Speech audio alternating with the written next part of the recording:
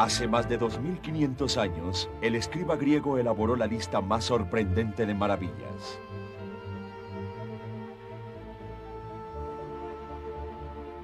Decía que un recorrido hecho con los ojos de la imaginación no podía destruirse nunca.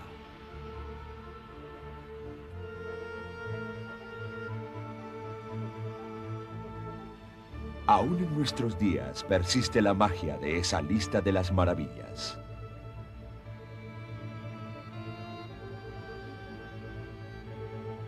Las 7 maravillas del mundo.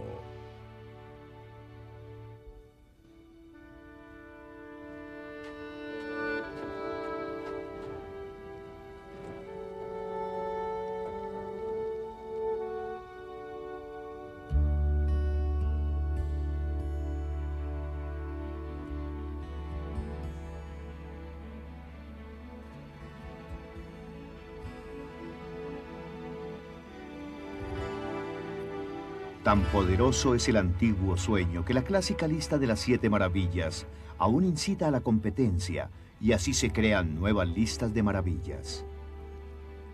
De acuerdo con las encuestas realizadas, se considera el Teatro de la Ópera de Sídney como la única gran maravilla del mundo moderno.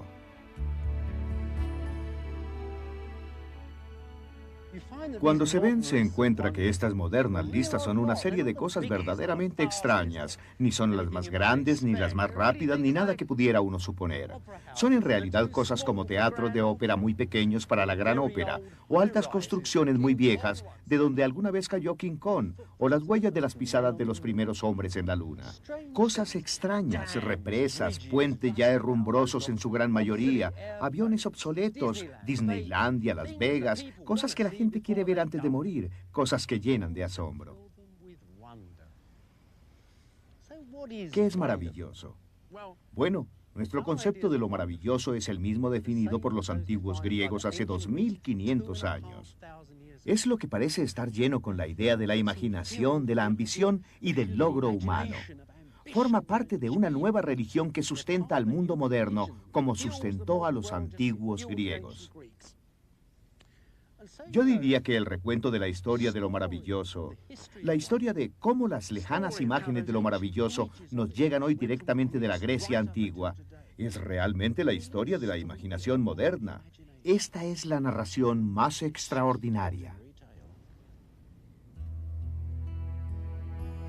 El fantasma de las maravillas.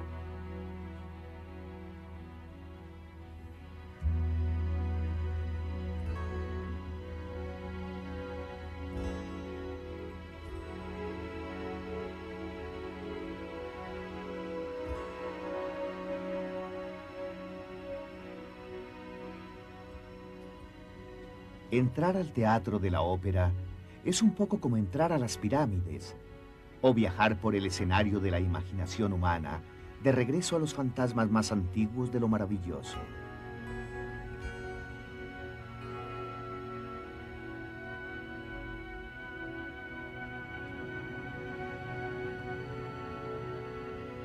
Esta maravilla se originó en la mente de un arquitecto danés, Ior Utzon.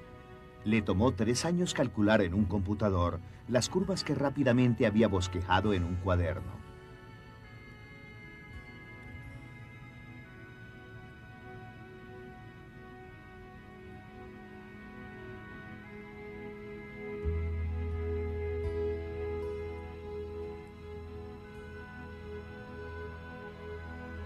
El titanio y la resina mantuvieron todo reunido.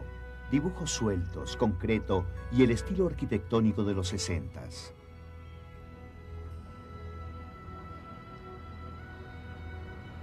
No obstante, como los antiguos griegos, Utzon se ocupa aún de crear belleza, formas maravillosas.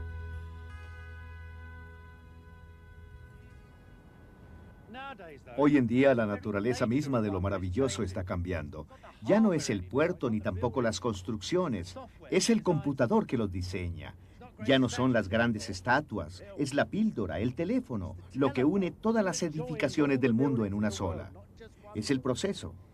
Y eso, de modo extraño, nos lleva hacia el principio de la civilización moderna, hacia el comienzo de lo maravilloso en las pirámides de Egipto.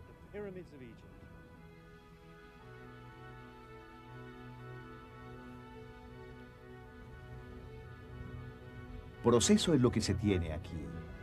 Las pirámides egipcias no son solo monumentos fabulosos, espléndidas edificaciones, sino los residuos de un asombroso proceso que empobreció a una nación entera.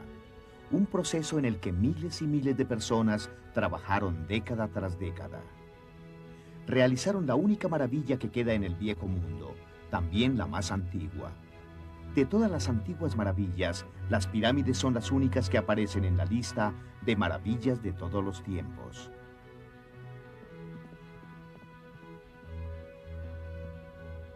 Es ahí, pues, donde se inició el largo viaje de la imaginación humana que llega hasta nuestros días.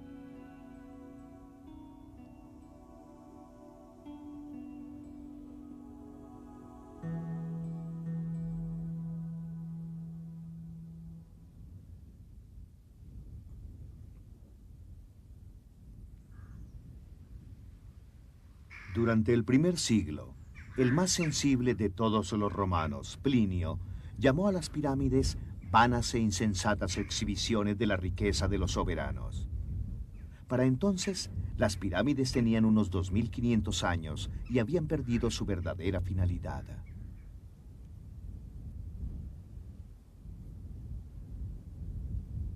Lógicamente, las pirámides son tumbas de reyes, pero también son algo más. Para los antiguos egipcios eran algo así como amigas, porque al construir las pirámides, los egipcios habían inventado la noción de estado sagrado. Las pirámides, por lo tanto, eran prueba de que su reino se hallaba en orden y alcanzaba la eternidad. Igual que ahora, los antiguos egipcios de épocas posteriores se detenían en la arena y se maravillaban con las pirámides. ¿Cuáles fueron entonces los procesos para realizar esas dos cosas? ¿Las pirámides y el Estado al mismo tiempo?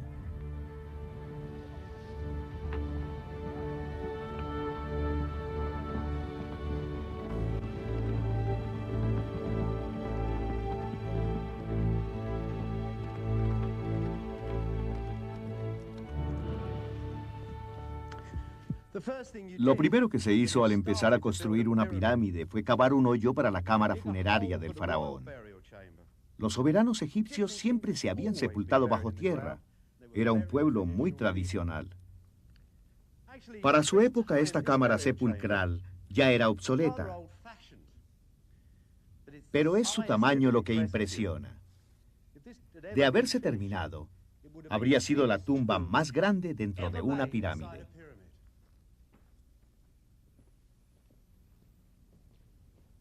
Esta cavidad para la cámara sepulcral tenía que ser de roca resistente y en una cumbre desde donde se dominara el Nilo cerca de la ciudad real de Memphis. Aquí, pues, puede verse cómo se construía una pirámide, porque esta nunca se terminó. El rey Yedefra vivió solo unos años entre Keops y Kefren, constructores de las dos primeras pirámides. Esta es una pirámide no terminada de la época de las pirámides más grandes que existen.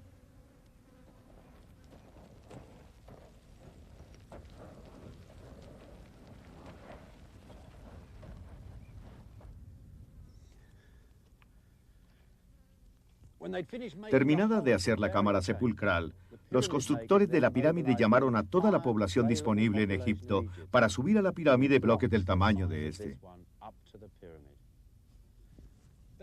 Pero ¿cómo pudo ese pueblo antiguo mover tan enormes piedras? Bueno, durante 3000 años nadie se hizo la pregunta porque los antiguos egipcios podían fácilmente transportar los bloques. Todos sabían cómo hacerlo. Pero ese mundo desapareció y llegaron los cristianos pensando que era Dios con su poder quien había movido aquellas piedras. Creían que si se escribía una oración en un trozo de papiro y luego se metía debajo de las piedras, el poder de la oración haría que la flecha se disparara, llevando tras ella la piedra hasta la parte más alta de la pirámide. Los rabinos medievales decían que Moisés las había hecho con esclavos del antiguo Israel. En el siglo XIX, arqueólogos ingleses trabajando en circunstancias coloniales vieron que las habían habían hecho millones de jornaleros bajo un gobierno firme, como el que los británicos habían impuesto. Hoy tenemos ingeniosas anécdotas con profesores barbudos que llegan con trozos de madera afirmando que si se moja esto y se seca aquello, todo sale zumbando por el aire. En realidad, la verdad es más simple. Hace unos años, en un pueblo en Francia, hubo un congreso de arqueólogos retirados, y en una prueba realizada utilizando lodo y agua, sin demasiado esfuerzo físico, estos ancianos caballeros empujaron enormes bloques de piedra por la calle principal. Si se deslizan en línea recta, y esas personas lo hicieron muy hábilmente, los bloques se mueven como si estuvieran sobre hielo. Con tecnología simple, pero con una organización muy compleja, fueron construyendo la pirámide. Completamente contrario al mundo moderno, por eso nos parece tan misterioso.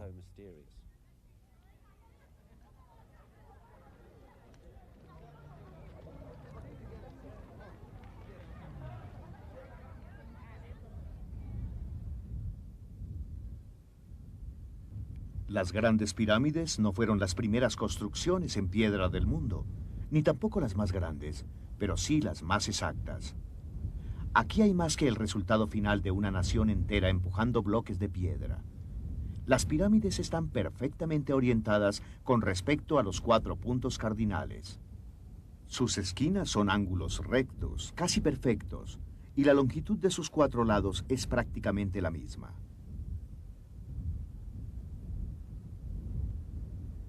El máximo error en los 4 lados, cada uno de ellos mide 216 metros, es tan solo de 20 centímetros.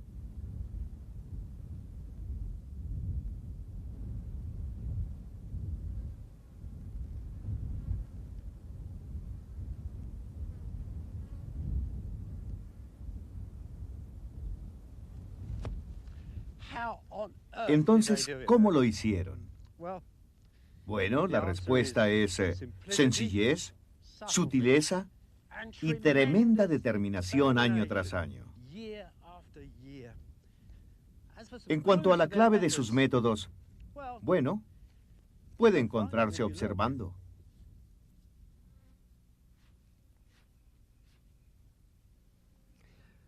Aquí hay una alineación de norte a sur. Utilizaban los movimientos estelares para encontrar los 4 puntos cardinales. Y para mantener niveladas las piedras que servían de base a todos los cimientos, hicieron un pequeño canal lleno de agua justo alrededor de la pirámide. En realidad, en todos los ángulos, en los ángulos rectos de aquí y en los puntos que subían en línea recta hasta la parte más alta, se tendieron cuerdas por todas partes. Sus construcciones están llenas de los cálculos geométricos más sutiles y complejos. 2000 años más tarde, Filo de Bizancio, el hombre que escribió la lista más antigua de las 7 maravillas, las colocó encabezando su lista. Asombrado dijo: por obras como esta el hombre asciende hasta los dioses, o estos bajan a la tierra. En épocas posteriores, esa mágica geometría y una tal exactitud parecían sobrenaturales, como si fueran la obra de Dios. Los escritores árabes del medioevo aseguraban que las pirámides se habían erigido para medir el tiempo. El tiempo mismo, escribieron, se asusta ante las pirámides. Muchos eminentes matemáticos y astrónomos europeos buscaban la relación que debía existir entre las pirámides y el orden universal. Sus teorías se basaban generalmente en las cámaras internas de la Gran Pirámide, cuyos corredores y cámaras se habían construido con exactitud extrema. Había 3 cámaras sepulcrales. La primera estaba tallada en la roca bajo el centro de la pirámide, del modo tradicional. Más tarde se abrió un segundo corredor y en su extremo se construyó una segunda cámara. Esta tampoco se terminó nunca y de nuevo otro corredor. La enorme galería, una maravilla en sí misma, se abrió en el corazón de la pirámide, y ahí donde terminaba se construyó una tercera cámara sepulcral.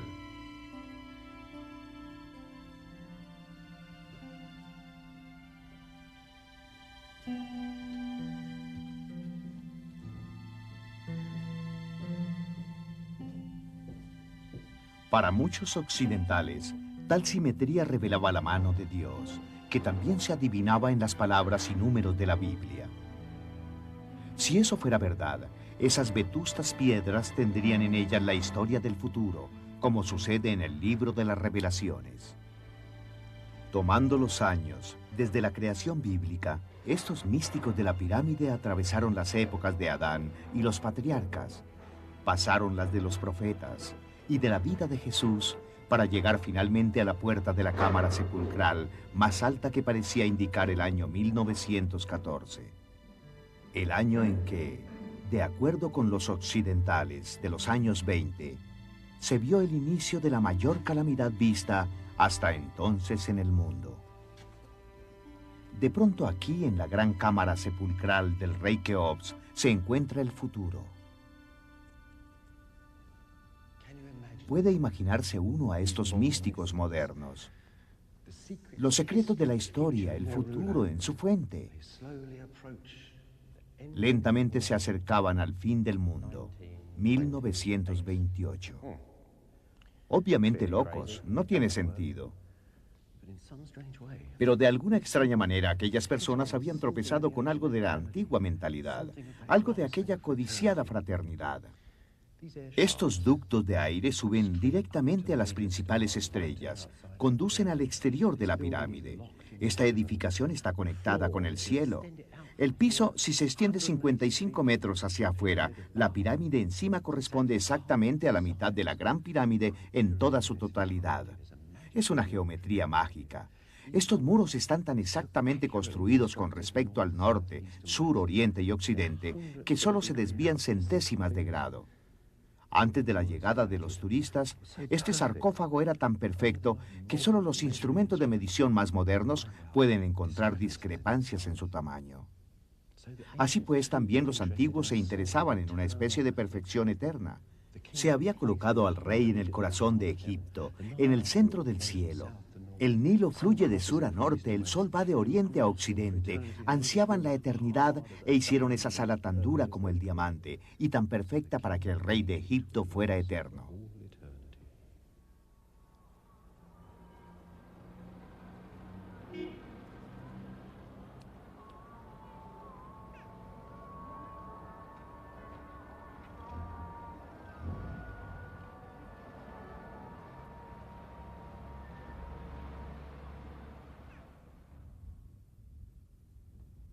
Después de los egipcios vinieron los griegos y los romanos, quienes dijeron que la geometría había llegado de Egipto e hicieron una lista de las 7 maravillas. Luego aparecieron los cristianos, que evitaban todo lo que era pagano.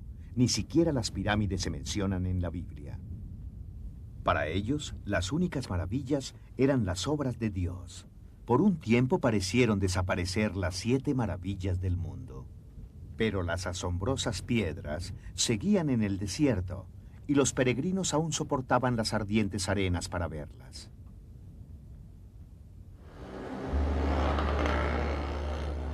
El recuerdo de las antiguas maravillas titilaba en la imaginación de los occidentales. Las viejas listas se leían otra vez y muy lejos, en la Roma cristiana. Los fantasmas de lo maravilloso surgían de nuevo.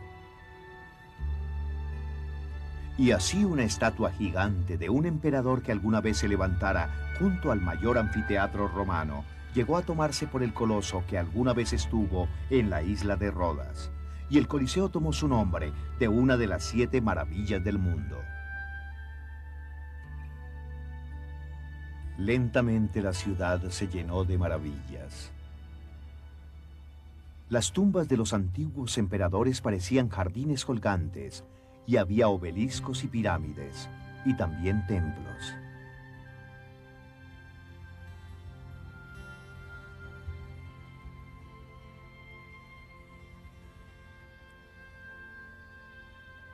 Ahora Roma, ya no Babilonia, se llenaba de estrellas y de zodiacos, una ciudad mágica rodeada por una muralla de hierro que encerraba 7 colinas, una por cada día de la creación y una por el descanso del Señor. Había 365 plazas en Roma, 3 palacios para los papas, y cada palacio tenía 365 peldaños, y cada peldaño estaba cubierto con pan suficiente para alimentar al mundo. Era un mal sueño. La gente imaginaba un pasado legendario lleno de riquezas y maravillas sin límite. Sin embargo, los antiguos fantasmas de lo maravilloso encontraban lugar en la imaginación y ambición humanas. Y sucedió entonces que se crearon las más bellas imágenes de las 7 maravillas, en aquel mágico momento en que empezaba el estudio científico. Los recuerdos y mitos antiguos se mantenían vivos. Hacia 1520, un artista alemán, Martin Farr Kinskir, viajó a Roma y quedó completamente fascinado. Años después realizó una serie de dibujos de las 7 maravillas que las volvió a la vida. Kinskir colocó sus 7 maravillas en un escenario que todos conocían y podían disfrutar. Se exhibieron como una pieza central y fueron muy famosos.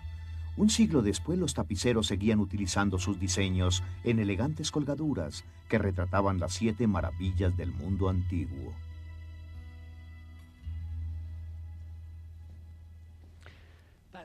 Esa es quizás la más famosa de las 7 maravillas de Kinskir, el gran coloso de Rodas ahorcajada sobre el puerto. En realidad, la figura no había sido idea original de Kinskir. Nunca había sido así, desde luego. Lo que sucedió fue que un viajero fue a Rodas, oyó un relato local, puso un dibujo de ello en un libro de geografía y Kinskir plagió ese dibujo, que es precisamente esta figura, pero la colocó en este paisaje mágico y maravilloso y cuenta la historia del coloso. Lo que hay ahí es un ataque árabe, ¿lo ven? ¿Ven esos pequeños barcos movidos por galeotes cristianos? Es la gente de la localidad pidiendo ayuda al coloso. Y aquí están los peones árabes demoliendo el enorme rostro de la estatua. Realmente podría decirse que revive las 7 maravillas. Esta revive de otra manera, cuenta otra cosa. No la destrucción de una de las 7 maravillas, sino realmente su construcción. Vean, es el gran templo de Artemisa en Éfeso. Esta es la diosa convenientemente vestida al estilo nórdico, y ahí están los maestros albañiles usando el escoplo y haciendo las columnas. Ahora, es aquí donde uno empieza a interesarse porque esta columna encaja junto a la entrada, y hay quienes dicen que este es el rey Salomón, y esta la construcción de su templo. Lo que sucedió en la época medieval fue que, como las 7 maravillas eran paganas, se encubrieron con otra serie de maravillas. Las pirámides de Egipto se convirtieron en el arca de Noé, y el templo de Artemisa fue el de Salomón. Miren, hay otra cosa interesante en esta tapicería. Estos pobres obreros que hicieron esto en Bruselas tuvieron que copiar estos grandes dibujos, pero en las orillas se les permitió hacer su propia versión, y en los oscuros talleres la gente pensaba en las 7 maravillas del mundo. No en la gran imagen que se tenía de ellas, sino en otra más ordinaria, a su medida. Y también hay otra de las 7 maravillas góticas, el ave mágica, el fénix, que prepara su propio funeral, se enciende con el sol, arde hasta morir y renace de sus propias cenizas. Es una imagen de Jesucristo. Y aquí hay otra maravilla muy local, una pequeña fuente termal en la ciudad francesa de Grenoble, maravillosa para tener agua caliente sin tener que calentarla. Ahora, Kinskir ya no hacía 7 maravillas, hacía 8. Y la octava era su querido Coliseo en Roma, la única maravilla que verdaderamente había visto. Ahí está. Y vean lo que hay en el centro. En la Edad Media se pensaba que el coloso de Rodas realmente había sido llevado a Roma y puesto en mitad del Coliseo, que era un gran templo del sol. Así que ahora está la estatua en medio de un maravilloso paisaje gótico, con millones de personas que disfrutan los juegos. Vean ustedes lo que hizo Kinskir. Dio vida a las 7 maravillas y las hizo aparecer de nuevo en el escenario de la historia.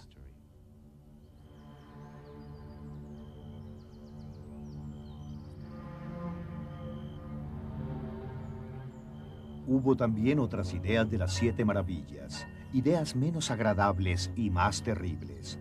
Y estas también aparecieron en nuestras ciudades. Los sueños empezaron en un bosque italiano. Sueños de dolor, amor y muerte.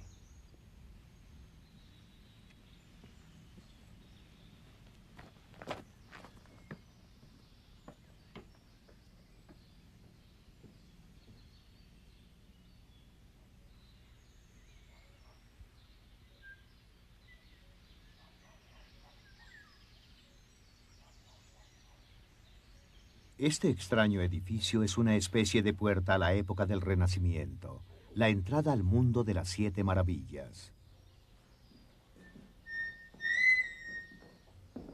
Asimismo, acceso a un jardín del siglo XVI, obra de Vicino Orsini, un soldado retirado, un hombre listo y cínico que divertía a sus amigos. Aquí las 7 maravillas se convirtieron en una serie de enigmas, en un bosque sagrado, un bosquecillo lleno de comentarios, paradojas y terror absoluto.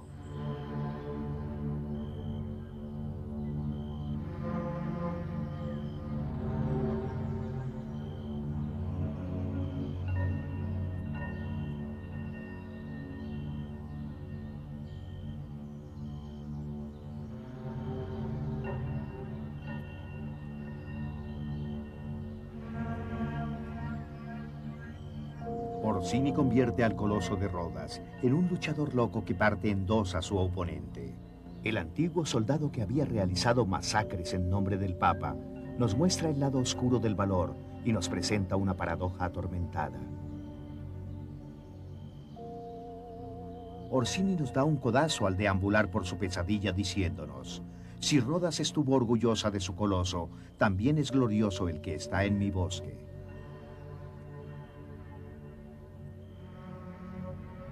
Un antiguo grabado veneciano en madera dio a Orsini esta imagen del antiguo mausoleo. Sus escultores copiaron la veleta tocando Victoria en la punta y la montaron en una tortuga. Es esta, no obstante, una lenta y cínica victoria, una que se desarrolla en las puertas del infierno.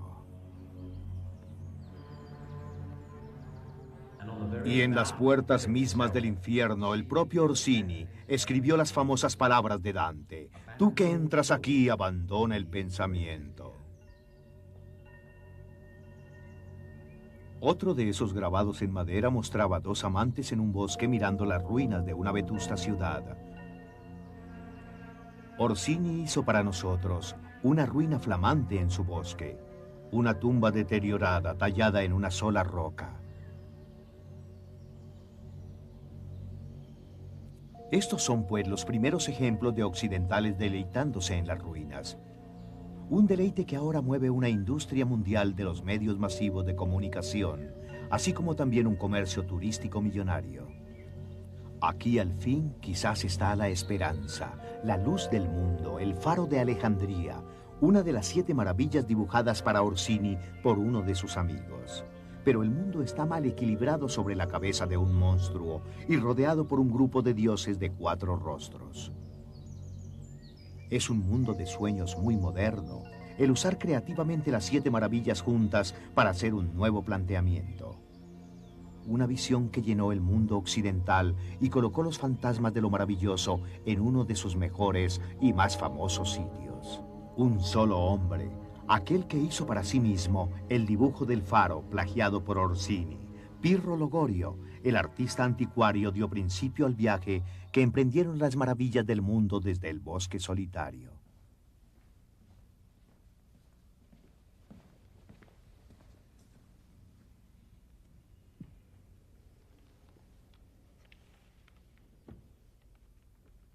Aquí está, volumen 34 de las Antigüedades de Roma por Pirro Logorio. Hubo 100.000 ejemplares de él, ahora solo quedan unos cuantos. Este se conserva en Nápoles, la ciudad natal de Pirro. Pirro ya no es muy conocido. En realidad se le conoce mejor por haber intervenido en los diseños de Miguel Ángel y por haber sido despedido por este. A él no le gustaba Miguel Ángel por no ser erudito. Pirro Logorio sí lo era, y de un modo nuevo y diferente. La gente mayor conocía los libros y a través de ellos se hacía una imagen del pasado. Habían roto con un pasado lleno de dragones y alquimistas, así como de hombres sabios, pero que era algo ya muy distante. Pero Pirro veía el pasado como una gran tramoya que se había destruido y llenaba con sus fragmentos el paisaje, así que estudiaba esos fragmentos relacionándolos con los textos antiguos. Este es un libro escrito a mano que describe todos los monumentos de Roma. Nunca se imprimió y es por eso que es tan valioso. La mayoría de estos monumentos ya no existen. Aquí está la sección del soberano de los dioses. Altar, ángulo, desagües, estatuas. Lentamente Pirro reúne el mundo antiguo, rehaciéndolo con ayuda de los textos. Antiguamente, en Bomarzo, el mundo había sido una especie de sitio poblado de hadas, dragones y alquimistas, pero aquí Pirro empieza realmente a ocuparse del asunto. Considera el mundo del pasado como una tramoya en la que las 7 maravillas desempeñan un papel muy especial. Vean lo que tenía que decir acerca de algunos de sus dioses. La diosa Artemisa, por ejemplo, cuyo mayor templo, como Pirro lo sabía muy bien, estaba en Éfeso. Pirro sabía de Artemisa casi tanto como nosotros. Este es el hermoso dibujo que hizo de ella. La veía realmente como la madre del universo, un poco como la Virgen María. Como veía el universo antiguo, así la veía, como una época en la que se simbolizaba y representaba a toda la especie humana del modo más asombroso. Estaba abierto al pasado como nunca antes había sucedido.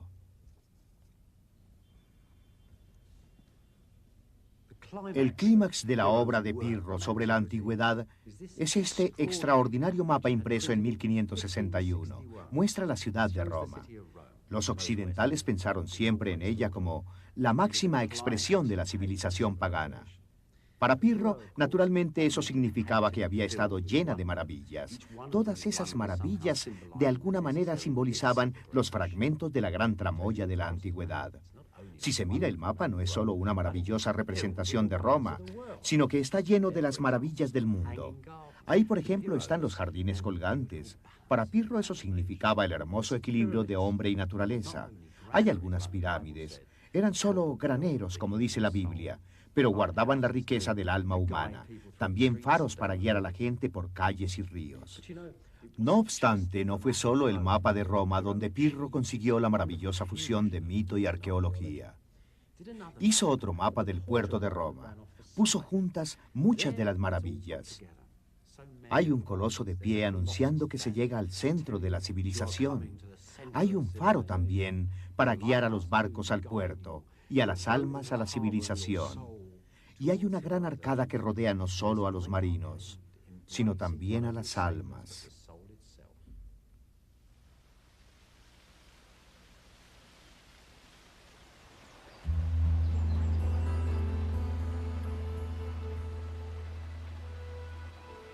Pirro iba verdaderamente a construir un modelo de Roma y de todas sus maravillas aquí en los jardines mágicos del Cardenal d'Este, en Tívoli, fuera de Roma.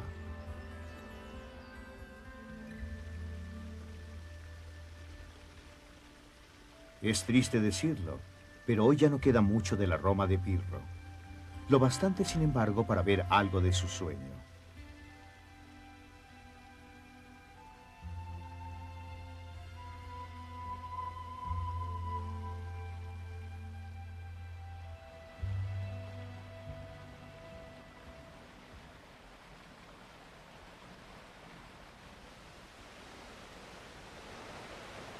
Durante 400 años, Tívoli ha sido uno de los jardines que más influencia ha tenido en Occidente. Los fantasmas de lo maravilloso se filtraron desde aquí hacia el occidente. Al principio, antes de que crecieran los grandes árboles, el diseño de Pirro era sobrecogedor. Empezaba con el diluvio bíblico, una sola y enorme cascada cayendo de la colina, una colina incluso mayor que los grandes jardines colgantes de Babilonia. El jardín de Pirro no es ni más ni menos que una enorme maqueta del universo, un cosmos con ecos de las antiguas maravillas. La maqueta de la Roma de Pirro simbolizaba la civilización. La fuente de Neptuno representaba el mar.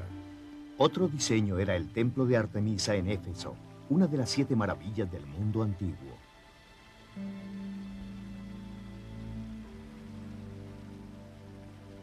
Ahora escondida y lejos de su templo, Pirro resucitó a Artemisa simbolizando la madre naturaleza que alimenta a toda la creación, la gran diosa del jardín.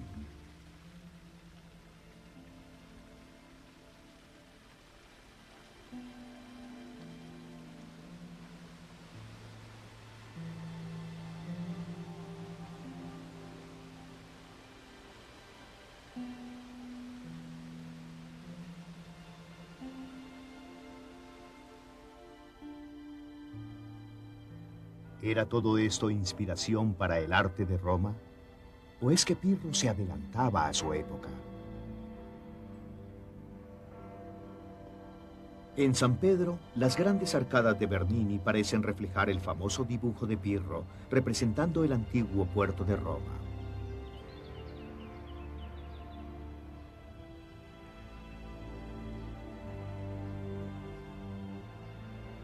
Todas esas maravillas se encuentran todavía aquí, exorcizadas ahora por los papas cristianos. El obelisco egipcio, al que Pirro llamaba pirámide, se encuentra ahora coronado por una cruz dorada.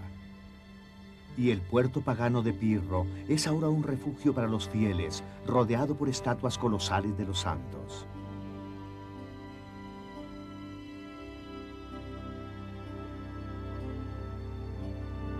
¿Y San Pedro? Bueno, es el faro de Alejandría, la luz de la iglesia que ahora irradia la fe y alumbra así las tinieblas del mundo.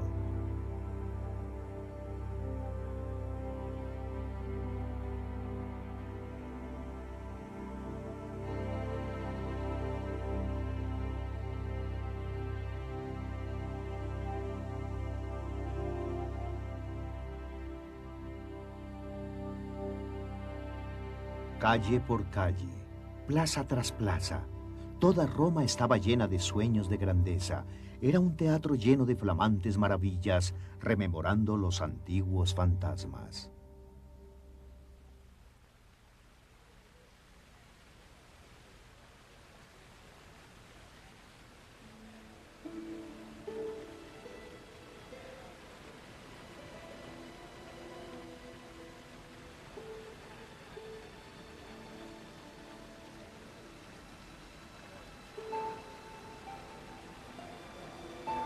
Visiones obsesivas de la antigüedad de Alejandro, de elefantes y de faros.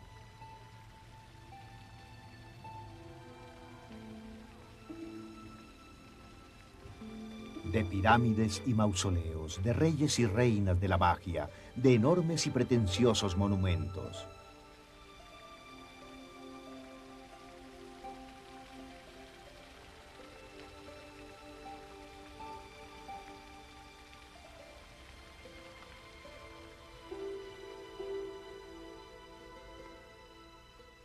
Grandes ambiciones e imágenes asombrosas esparcidas por todo el mundo occidental. Los antiguos fantasmas de lo maravilloso.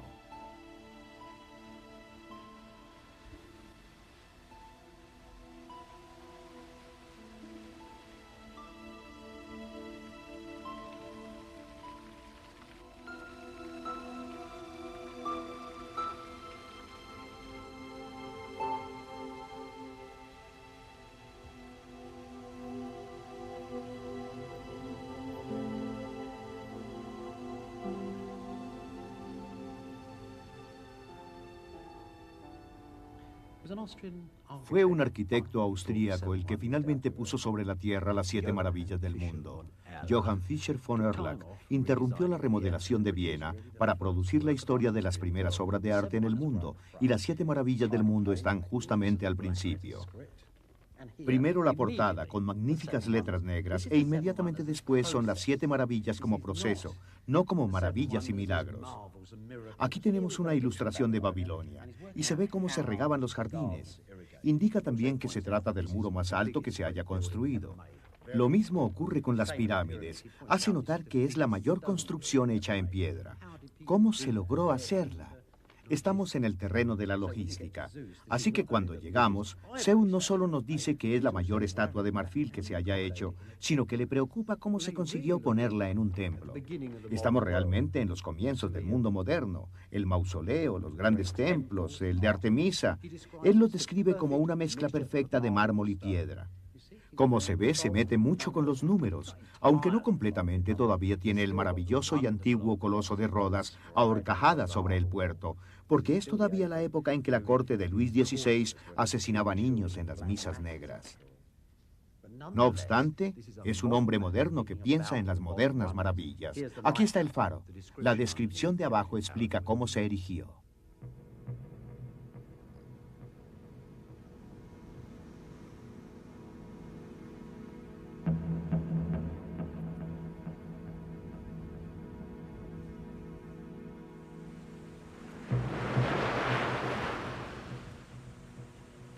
En el siglo XVIII, en el mismo siglo de las maravillas, estas estaban transformándose, cambiando y expandiéndose lentamente por el mundo.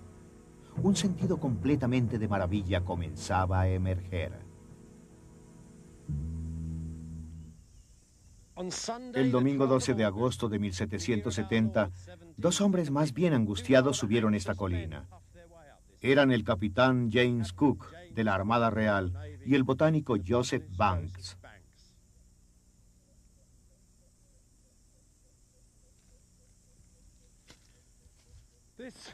Esta es la colina de la isla Lizard. Cook exploraba toda la costa oriental de Australia. No era desde luego el primero en llegar aquí. Los aborígenes ya habían estado ahí lo suficiente como para ver el mar invadir la tierra y crecer los corales en agua tibia. También habían llegado ahí javaneses y chinos.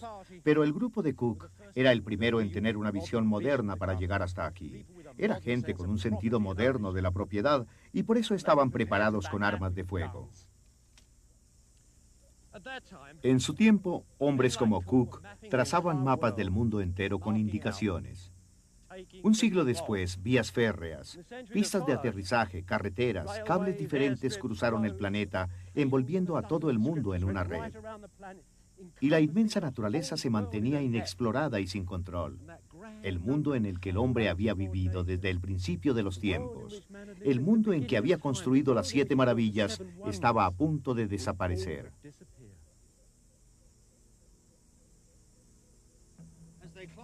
Sin embargo, mientras subían en medio del calor ardiente y la excesiva humedad, pensaban en todo eso. Buscaban en realidad escapar de la más mortal de las trampas. La Gran Barrera de Arrecife se encuentra en la costa oriental de Australia, a lo largo de más de 2.000 kilómetros, cada vez más cerca del continente. Por más de 1.600 kilómetros, Cook había evitado felizmente su mortífero coral, gracias a un hombre encargado de sondear continuamente la profundidad del mar y a pequeños botes remando frente al Endeavour. Luego, el 11 de junio chocaron con un arrecife y pronto quedaron atrapados. Mientras las olas mecían el Endeavour sobre el coral, la tripulación de Cook hizo todo lo posible a bordo para volver a poner a flote el barco. No obstante, el filoso coral perforaba el casco del Endeavour. Finalmente lograron ponerlo de nuevo a flote, y tras una desesperada semana de tormentas, llegaron a una ensenada infestada de cocodrilos y anclaron el barco para repararlo.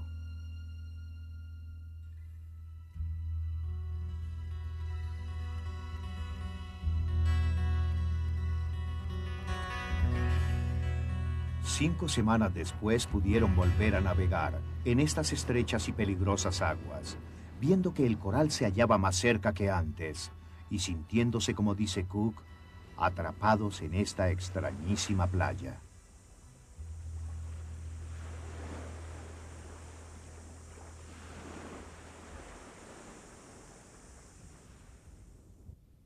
Habían subido a la colina de la isla Lizard en busca de una ruta hacia alta mar. Desde la cima de la montaña, Cook vio una salida del arrecife y tomó las medidas necesarias para orientarse. El Endeavour enfiló hacia este pequeño canal a través de la cadena coralina, rumbo a alta mar. Este laberinto de arrecife de Cook es considerado como una de las maravillas del mundo. La Gran Barrera de Arrecife, tan grande como el estado de California. El organismo viviente más grande del mundo, tanto que se puede ver desde el espacio. Lo que Cook vio tan aterrador, en realidad no lo era. Esto es algo que la mayoría de las personas desean ver antes de morir. Bucear aquí es increíble. 400 corales diferentes, 500 especies de peces, ballenas y tortugas.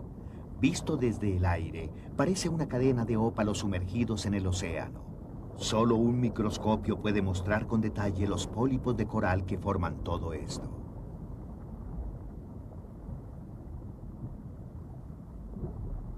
Para admirar este lugar, para verlo como se acostumbra ahora ver las cosas, se necesita el equipo que Cook nunca conoció. escafandras, cámaras, aviones, cápsulas espaciales y microscopios.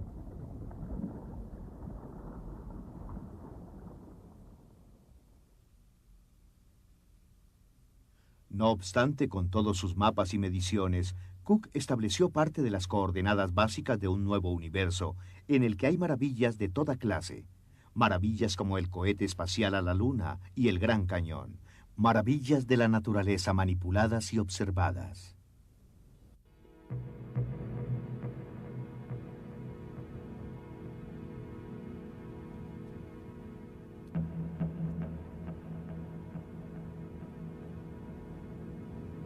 Construida en el cañón del río Colorado, la represa de Boulder es la estructura de concreto más grande del mundo y cuesta mucho dinero. Sus aguas irrigan el sur de California. Sus turbinas iluminan Las Vegas y la naturaleza se manipula como nunca se había visto antes.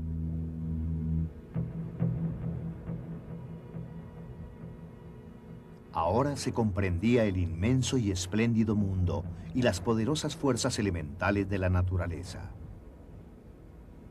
Partiendo de las leyes naturales, obtenemos electricidad y todas las demás clases modernas de energía.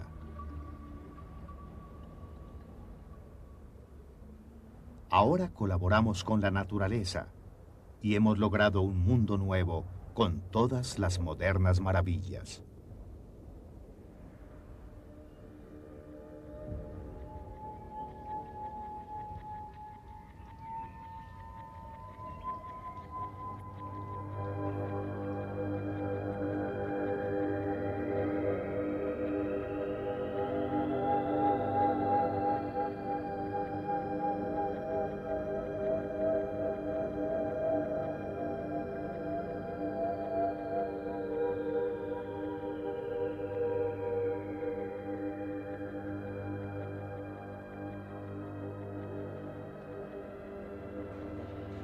Como la mayoría de las construcciones modernas, la pirámide y la esfinge de Las Vegas son solo temporales. Se construyeron con esa idea. En la antigüedad, las maravillas se construían para ser eternas y para las cortes y los soberanos. Esto, sin embargo, es la democratización de lo maravilloso. La gente juega en las modernas pirámides y se entretiene con ellas. Aquí el rayo de luz más grande del mundo, que como dije puede verse desde el espacio y que posiblemente se apagará dentro de 10 años.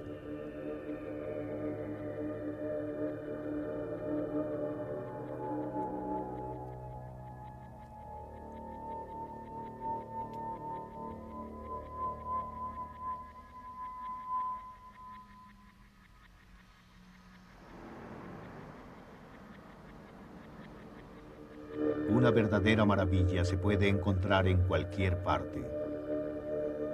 Quizás ahora sean las ciudades con sus nervios de acero las que se han convertido en una maravilla. Es otra cosa que tradicionalmente llamamos maravilla. Maravilloso como un paisaje. Paisajes que continuamente se moldean por las fuerzas de la naturaleza.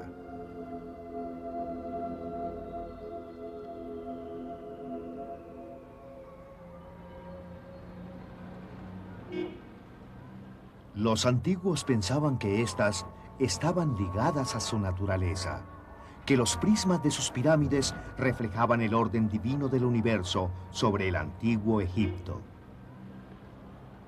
3 pirámides, en donde se originan las maravillas y el pensamiento moderno, y que eran las montañas mágicas de los faraones.